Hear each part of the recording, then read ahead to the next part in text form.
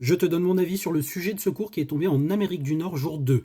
Parce que oui, le sujet qui était initialement prévu à fuiter, c'est bien celui-ci qui a été passé par les candidats. Juste avant de continuer, je te précise que je fais une masterclass pour t'aider en méthodologie pour résoudre les exercices. Si tu passes le bac, mais pas que, ça va t'aider, alors inscris-toi. Le lien pour la masterclass est dans ma bio, premier multilien, premier lien. Si tu n'es pas dispo, absolument aucun souci, tu pourras voir le replay et garder ça bien au chaud pour le re-regarder, parce qu'on va donner des conseils pépites. Alors je te conseille de ne pas la rater. On revient sur le sujet type bac, on a un exercice simple plutôt classique, des calculs de limites, de dérivées, de la convexité, du TVI. Et ici, en dernier, une question sur la position relative de deux courbes. Question facile, mais beaucoup d'élèves ont des difficultés sur ça, il suffit simplement d'étudier le signe de la différence entre les deux fonctions.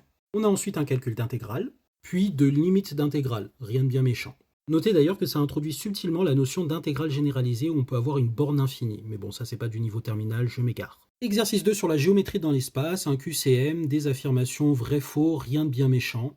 Exercice 3, un exercice de probabilité ultra classique, voilà, des probabilités totales, des arts de proba, des probas conditionnels, du Bayes, du binomial, c'est vraiment du vu et déjà vu, essayez de vous entraîner sur ça pour être sûr que vous êtes au point sur les bases.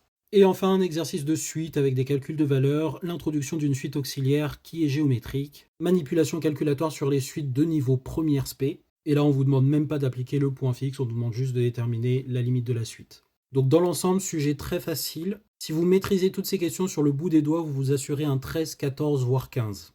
Par contre, soyez sûr que vous êtes vraiment bon sur toutes ces questions-là, parce que là on a vraiment ce qu'il y a de plus classique pour chaque type d'exercice. Et si vous êtes en difficulté sur ça, vous partez très mal. N'hésitez pas à demander en commentaire si vous voulez que je fasse une correction, je compte sur vous pour bombarder. Je te souhaite de bonnes révisions et une bonne préparation. Bisous!